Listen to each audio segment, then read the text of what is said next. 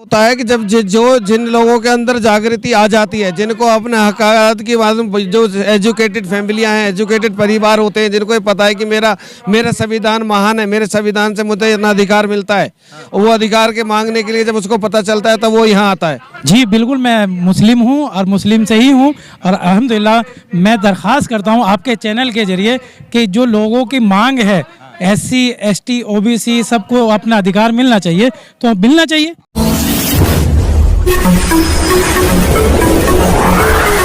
मैं एम नफीस रशीद, आप देख रहे हैं भारत न्यूज़ 247। मौजूद हूँ दिल्ली रामलीला मैदान में और देख रहे हैं बैनर लगा है दिल्ली चलो न्याय अधिकार महासम्मेलन का। और रामलीला मैदान के अंदर यानी कि SC ST OBC ये तीनों वर्ग के लोग आके डट गए 2 दिन के लिए।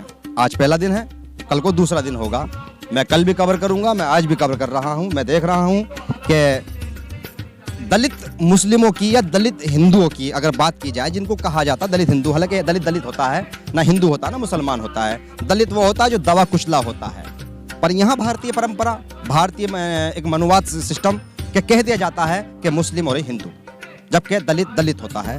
यहाँ अधिकार की बात हो रही है रामलीला मैदान के अंदर। साउंड आ रहा होगा आपको, माइक से चिल्ला कर बताया जा रहा है सरकार को कि किस तरह हमारे अधिकारों का हनन हो रहा है और हमारे मौलिक अधिकार नहीं मिल रहे हैं।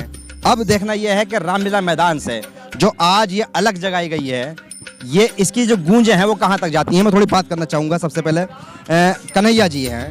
कन्हैया जी, मैं देख रहा था कि आप पर्चे भी बांट रहे हैं, कुछ वो उस पर्चे का भी जिक्र करूँगा मैं। पर पहले सबसे पहले कि आज जो रामलीला मैदान के अंदर अधिकार सम्मेलन हो रहा है, क्या आप लोगों को सरकार सुनेगी और समझेगी? देखिए, मैं सर्वप्रथम सभी को जय भीम नमो बुद्धाय बोलूँगा, सभी दर्शकों को जय भीम। मैं एक बात से शुरुआत करना चाहूँगा कि जब तक बच्चा नहीं रोता है तब तक माँ भी दूध नहीं पिलाती है, और जब बच्चा रोता है तो माँ की कोई औकात नहीं कि दूध को रोक पाएगी, उसको दूध पिलाएगी। तो जो आज हमारा जो प्रोग्राम हमने रामलीला मैदान में रखा है, वो प्रोग्राम सिर्फ यही है, SC ST और OBC की ये सरकार, जो हमारी राज्य सरकार हो या केंद्र सरकार जो तानाशाही हमारी जाति की उत्पीड़ना कर रही है, चाहे SC हैं, चाहे ST हैं, चाहे OBC हैं, उनको जवाब देने के लिए, उनको बोलने के लिए हम सब एक हैं, उनको बताने के लिए। आप यहाँ भगवान नहीं लाए ना, अल्लाह लाए? नहीं, भगवान अल्लाह ये सब अपनी कहने वाली बात है, सब एक ही है, अल्लाह भी और नहीं। इसी रामलीला मैदान के अंदर कुछ दिन पहले हमने देखा बड़ी तगड़ी रैली हुई, उससे पहले भी हमने देखा बड़ी तगड़ी रैली हुई। अगर हिंदू रैली करते हैं तो रामलीला मैदान फुल, मुसलमान करते हैं तो रामलीला मैदान फुल। अगर मैं कहता हूं कि जो अधिकार की बात करता है फिर रैली यानी कि आप लोगों की फुल नहीं होती है। कौन, कितने लोग हैं आप? ये ऐसा होता है कि जब जिन लोगों के अंदर जागृति आ जाती है, जिनको अपने हक़ाक़त की मालूम, जो एजुकेटेड फैमिलियां हैं, एजुकेटेड परिवार होते हैं, जिनको ये पता है कि मेरा संविधान महान है, मेरे संविधान से मुझे इतना अधिकार मिलता है, वो अधिकार के मांगने के लिए जब उसको पता चलता है तब वो यहाँ आता है। लेकिन एक बूंद, जैसे एक कुंटल दूध, नींबू की एक बूंद 1 कुंटल दूध के अंदर डल जाए, वो फाड़ देती है। कह सकते हैं कि मन को बहलाने के लिए ख्याल अच्छा है गालिब? नहीं, ऐसा मन बहलाने की बात नहीं है। हम जब तक रोएंगे नहीं, हम ईंट से ईंट बजा देंगे सरकार की। या तो हमें सरकार के, हम भगवान में और अल्लाह में किसी में फ़र्क नहीं मारते, हमारे लिए सब समान है। विश्वास है आपका उसमें। चलिए मौलाना साहब, क्या नाम है आपका? हकीम अताउर रहमान अजमली मेरा नाम है। अताउर रहमान साहब, मैं देख रहा हूँ कि भाई बड़ी कम भीड़ है, आप लोग आए अपने अधिकार के लिए। कैसे अधिकार मिलेंगे? भीड़ तो है ही नहीं, पब्लिक तो है ही नहीं। देखिए, हर चीज़ के जगाने के लिए कुछ टाइम लगता है। आज़ादी भी ऐसे ही नहीं मिली हमें, और उस आज़ादी का अब की सरकार ने बिल्कुल ऐसा नाजायज़ फ़ायदा उठा लिया है कि कोई भी बोलता है उसी को अंदर कर दिया जाता है। तो मैं अभी कम है, कोई बात नहीं। शहीद भगत सिंह भी तो अकेले ही थे जो संसद में बम फेंका था। तो ऐसे ही अब भी कौम जिंदा है। रामलीला मैदान में रैली हुई थी, अल्लाह और ओम एक किया गया, मनु और आदम एक किया गया। उस समय बड़ी पब्लिक थी, और आप भी मुस्लिम कम्युनिटी से आते हैं?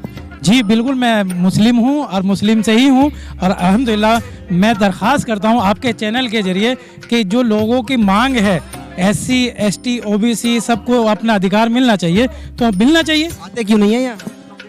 जरूरी थोड़ा ही रामलीला मैदान से ही होगा, हर स्टेट में अलग अलग हमारी टीम आ रहे हैं। बिल्कुल, लोग जुड़ रहे हैं और आहिस्ता आहिस्ता ये सब जुड़ेंगे। शराब से बचने के लिए, गिरफ्तारी से बचने के लिए जंतर मंतर फुल।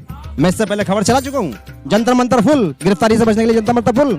राजनीतिक पार्टियों में और धार्मिक पार्टियों में ये फर्क होता है। आप अपना अधिकार की बात कर रहे हैं, आप तो बिल्कुल नहीं है यहाँ पर। अधिकार हमेशा ना मांगे से नहीं मिलता, छीना जाता है अधिकार। छीनने आए हैं आप। नहीं जाएगा। आज हम एक जोत चलाएंगे, एक माचिस की तिल्ली जरा सी चिंगारी भरेगी, बहुत बड़ा बवाल खड़ा कर देगी। सब है कहाँ, मैं ये तो पूछ रहा हूँ। है ना, अब धीरे धीरे ऐसे जागृति आएगी। आज का प्रोग्राम है, कल का प्रोग्राम है, भी देखेंगे।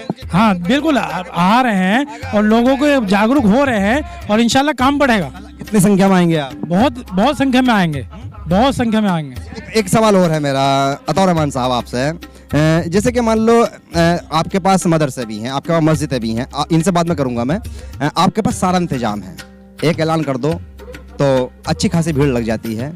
पर हम जब जब देखते हैं कि अधिकार की बात आती है, अनुच्छेद 341 की बात आती है, या मुस्लिम कम्युनिटी, या मतलब मुस्लिम कम्युनिटी को हटाइए, जो ओबीसी में आते हैं ना, आप लोग सब ओबीसी में आते हैं जितने मुस्लिम हैं, जब कभी सरकार से अधिकार मांगने की बात आती है तो आप कभी घर से नहीं निकलते, ना अपनी मदरसों से निकलते, ना मस्जिदों से निकलते, ऐसा क्यों? नहीं ये देखिए, ये तो अभी आपकी अपनी सोच है, मैं तो नहीं इस बारे में कहूँगा, लेकिन आप कवर कर चुका हूँ सर, भीड़ नहीं होती। हम ये कहेंगे कि जैसे शहीद अशफाक उल्लाह भी एक ही अकेले थे, एपीजे अब्दुल कलाम भी थे, तो इसी तरह आज भी कोई हमारे में से शहीद अशफाक उल्लाह भी बनेगा, एपीजे अब्दुल कलाम भी बनेगा, और आपको पता लग जाएगा कि इंशाल्लाह जल्दी ही ये लोग कितनी जल्दी जागरूक होंगे। तो ये जागरूक करने की जरूरत है, आज ये शुरू किया, इंशाल्लाह आइंदा और अच्छा होगा इससे। 75वां साल चल रहा देश की आज़ादी को, आप लोग अभी तक नहीं समझ पाए। आप ये कैसे कह रहे हैं? हमने तो 800 साल भी इस देश में हुकूमत की है। किसने की है? मुगलों ने नहीं की। मुगल आप थे? अरे हम थे मुगल? हमारे ऊपर थे, हमारे तो पूर्वज थे। कैसे पूर्वज थे? बिल्कुल थे। आप विदेश से आए? आप ये कह रहे हैं कि विदेश से आए, तो उन्होंने यही जामा मस्जिद बनाई है, यही लाल किला बनाया है। टैक्स पेयर के पैसे से? नहीं नहीं नहीं नहीं नहीं, आप ये नहीं कहेंगे। किससे पैसा लाए थे? महल, ताजमहल, वो पैसे से? अभी हम यही हैं और यही पैदा हुए हैं, यही बनाए। मैं भी मुस्लिम मूल निवासी हूँ। आप अपने मुस्लिम से नहीं तारीफ कीजिए, आप ये बताइए कि मुगलों ने जो बनाया यहाँ ताजमहल, टैक्स पेयर के पैसे? कहाँ बनाया? तो टैक्स पेयर के पैसे आप क्यों नहीं बना रही? लगान से? 75 साल हो गए, तुम खुद कह रहे हो, तो तुम्हारी सरकार क्यों पीछे हटती जा रही है? तुम्हारी सरकार क्यों पीछे? तुम नहीं अब ले रहे टैक्स। मांग कब रहे हो? अब तो जीएसटी और आईएसटी मांग कब रहे हो? बिल्कुल माने, ऐसे कैसे नहीं? आप इस इतने बड़े रामलीला मैदान में खड़े हैं और आप फिर भी ऐसे सवाल कर रहे हैं। भीड़ देख रहा हूँ। आप भीड़ नहीं, शेर अकेला ही होता है। आप ही मत सोचिए, एक अकेला ही काफी होता है, 100 पे भारी होता है एक अकेला। तो सत्ता में बैठे हुए कह रहे हैं हम शेर हैं। कौन? अरे ये तो वक्त बताता है, अच्छों की सरकार चली गई, अंग्रेज नहीं रह सके। एक बार से 2 बार लिया आप क्यों? एक बार से 2 बार लिया सर। वो तो देखिए, वक्त है, हर चीज का एक वक्त होता है, और अभी उनका वक्त है, तो हो सकता है उनकी जो है चल रही है, अभी हमारी भी आएगी इंशाल्लाह। ऐसा नहीं है कि हम पीछे हट जाएंगे। कन्हैया जी, बात इसी पे रहेगी कि कल को भी एक बड़ा प्रोग्राम यानी कि इसी में होना है, 2 दिन के लिए बुक है ये। कितने लोग निकाल पाओगे? काफी लोग आएंगे, हजारों की संख्या में, हजारों की संख्या में। आज तो 500 भी नहीं। आज हजारों, 500 से ज्यादा थे, बट ऐसा रहा कि लोग आते रहे, जाते रहे, आते रहे, जाते रहे। इकट्ठी एक बार भीड़ इकट्ठी करके कोई हमें कोई वो तो दिखाना नहीं कि हमने कोई लीडरशिप बुला रखी है। हमने सब लोग, जैसे जैसे आप लोग भी आए, आप लोगों ने को पता चला, जैसे आप आए, आपने हमारा इंटरव्यू लिया, आप चले गए, और लोग भी आए, वो भी इंटरव्यू लेके चले गए। तो ये सब कन्हैया जी और डॉक्टर साहब तो मौजूद रहेंगे और बातचीत होती रहेगी, अगली बार भी होती रहेगी। मैं आखिर के अंदर बता दूं कि अब पब्लिक यहाँ आए या ना आए, मंच सजा है अधिकार के लिए, और जिनको अपना अधिकार चाहिए वो रामलीला मैदान आए। आओगे, रिकॉर्ड बनेगा, मीडिया दिखाएगी, सरकार देखेगी और जान लेगी कि किसको कितना अधिकार चाहिए, क्योंकि बात यहाँ पर जातिगत जनगणना की भी हो रही है और बात अधिकारों की भी हो रही है, मानव अधिकारों की बात हो रही है। पर इसी बीच एक पर्चा मेरा हाथ लगता है जो कि कन्हैया जी से मैं लेता हूँ, और ये पर्चा है, अगर किसी का नाक कान यानी कि जैसे कुदरती डैमेज हो जाते हैं पैदा होने समय, यानी कि किसी का तालुआ नहीं होता है, किसी की नाक नहीं होती है, किसी का होंठ नहीं होता है, किसी का कान नहीं होता है, यानी कि चेहरे के जो अंग होते हैं या रसोली, इस तरह के मैं पर्चा, ये थंबनेल बना के लगा रहे हैं हम, साइड में चलाएंगे भी इसको, और अगला प्रोग्राम भी इस पर हम करना चाहेंगे, और इस संस्था का हम नंबर भी शेयर करेंगे। अगर लगता हो किसी को कि आपके पड़ोस में, आपके रिश्तेदारी के अंदर कोई इतना ज़रूरतमंद है कि उसका इलाज कराना लाजमी है, तो यहाँ होता है फ्री। ये रामलीला मैदान के अंदर मुझे सबसे अच्छी चीज़ देखने को आज मिली। उसके बाद मैं ये कोशिश करूँगा कि लगातार मैं इस प्रोग्राम को लेकर खबर बनाता रहूँ और लोगों को लाभ मिलता रहे। बहरहाल इस वीडियो को शेयर कर दें, बाकी तो बातें मैं करता रहूँगा। मैं एम नफीस रशीद, आप देख रहे थे भारत न्यूज़ 247।